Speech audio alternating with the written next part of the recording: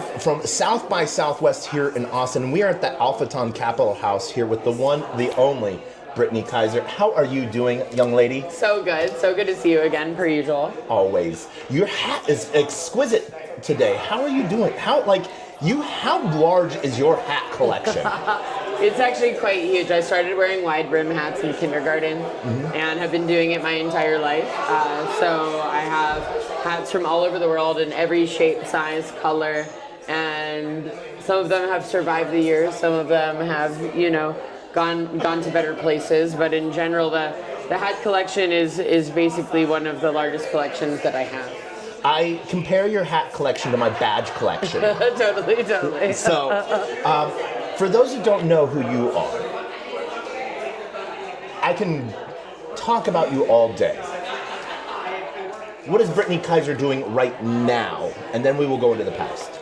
So besides also hardcore badge collecting, this is basically what the doorknobs of the handles of all the doors in my house are basically like that. Yeah. From every event that I go to and speak at, which is usually, 200 events a year, right? Mm-hmm. So most days I'm at an event, some days I'm at 3 or 4 events that all have their own accreditation, and that's because I am a very active lady. I consider myself a data rights activist. I started my career as a human rights lawyer.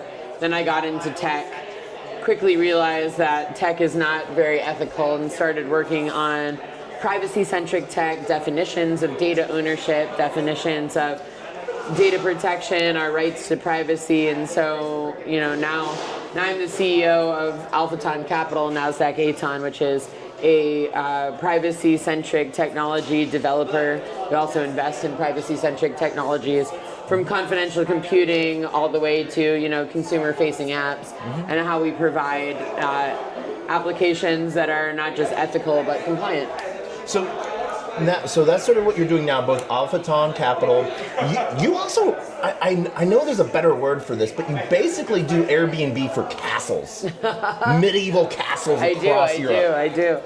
Actually, before and tokenized them. Yes. So before I became the CEO of Alphaton, my first actual startup that was wholly mine that I was founding CEO is called Shetoshi. We are a Swiss company that does tokenization of historic real estate in order to fund the upkeep of those historic estates. So before I got into tech or law, my first job was as an archaeologist. So I got really, really into historic preservation and how we as a global community can prioritize things that should be important to us, aka national history and learning where we came from. So whether that's indigenous wisdom or our historic real estate, landmarks, monuments, making sure that we can preserve all of that data, that information, those physical spaces for generations to come. So that's really what our, some people might call it RWA, but for us it's a much bigger, more emotional and socially impactful reason why we made that platform. Tokenized history, in a way. So we've seen a big push across all aspects right now of AI and the privacy side of things. So one of the things that you sort of talked about is where Alphaton Capital is focusing, and so we see a really cool partnership coming out with Cocoon. We've seen some really awesome stuff happen with Morpheus, Manifest, and all other, Venice, all of these different things. What's something that you see on the horizon, like a small company that you've talked to or that you saw on a 4chan? Am I the only one still on 4chan? No, definitely a lot of people are still on 4chan. Sure. But that no one might know yet.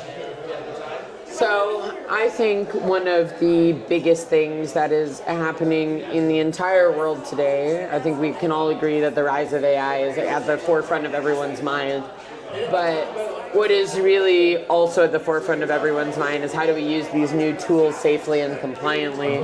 And that is why I think a lot of individuals and organizations are not quickly adopting AI because they're kind of afraid about the consequences. And so I've really concentrated on how do we give people the tools to not just understand how these technologies function, but to use them in a privacy-centric way so that they can make sure they're not giving anything away that is sensitive. They're not sharing any data at all if they don't want call to. them secrets. Yeah. Personal secrets, whether it's APIs or other information. The ownership of data is one of those things where it's sort of counterintuitive to blockchain, but it also runs aligned with blockchain as well. Exactly, and I think, a lot of people know me because I'm a big tech whistleblower, and I came out as a whistleblower against Cambridge Analytica and Facebook in 2018 and decided to go full-time into crypto, even though I'd already been a Bitcoin miner since 2011. I realized you got a year on me. Love it. Yeah. I started Bitcoin mining back then because I love the peer-to-peer privacy where you don't need a third party. I love the tracking and traceability of the data. And in 2018, I thought, well, I've been working in data science for nearly 5 years, and data science without permission structures, smart contracts, tracking and traceability of data so that it's auditable is highly dangerous, and only decentralized technologies have the ability to change that. And so the smart contract and the decentralized nature of having accountable data systems has been my obsession since then. So everyone talks about decentralized compute, and I've actually started to see a separation of camps and just more better terminology use. A separation between edge computing and sovereign computing, because not everyone can use sovereign or needs to use sovereign compute, and not everyone can use edge compute. And so the difference, how I see it, decentralized compute means anyone can run a node or provide inference at home from Bob's basement. But enterprises, we want companies to come on board under current regulations.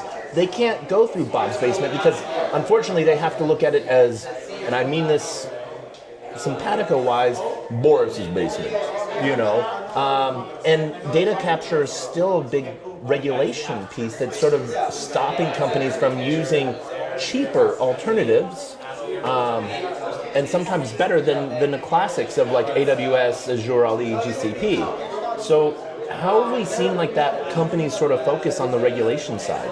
Or has that been a focus at all? So, I think a lot of people are spending time in DC or in Brussels trying to figure out what the United States and what Europe are actually going to opine on some of these, AI guardrails. And I start to see, as you said, a lot of the biggest companies that are such a pleasure. Thank you so much.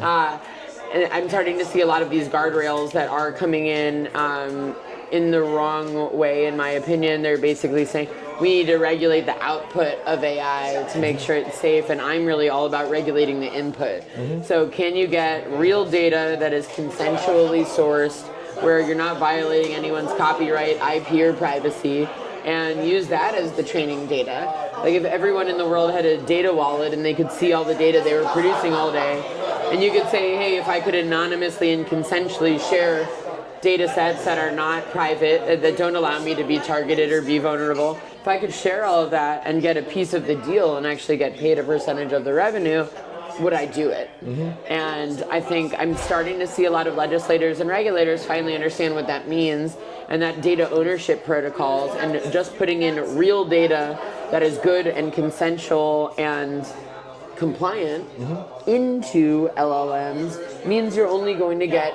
compliant data sets that are coming back out. Yeah.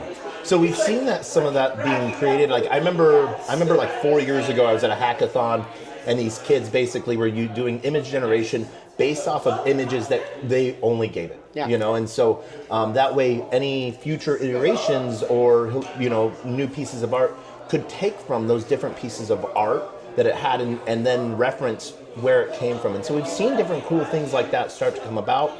But I know, you were talking about data ownership and monetization of data. And so I know there's like Vana.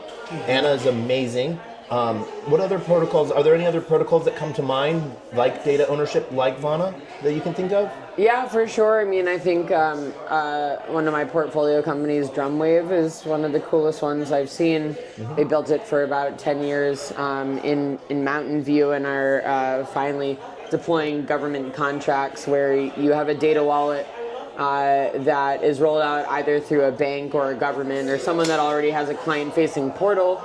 And instead of just having a savings account or just having your Social Security account, you also have a data savings wallet. Okay. And that data savings account allows you to API into the databases that are holding data on you. And if a third party wants to license that data, they give you an offer, and you can consensually, anonymously, and securely share those data sets and get 50% of their revenue.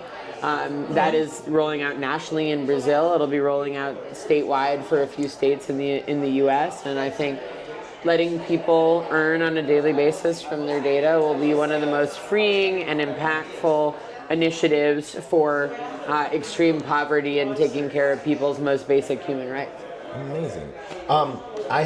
I wanted to say thank you so much for taking the time today. For those that want to find you on X, where's the best place, and what is your X handle, and can you spell it out for the algorithm? For sure. My X handle is @OwnYourDataNow, so OwnYourDatanow. And you can follow my company @Alphaton Capital, ALPHACAPITAL. So we'd love to have you follow us across social media. We're Alphaton Capital or Own Your Data or Own Your Data Now. And we are so excited that you joined us for this conversation. Such a pleasure, as usual. Brittany, thank you so much for your time today. And as always, I'm Player One Taco, PLAYER, the number one TACO. You can find me anywhere, just like you can find Brittany. We're here all about the privacy of data and ownership and the combination of both blockchain and AI and doing it safely. And we will see you next time.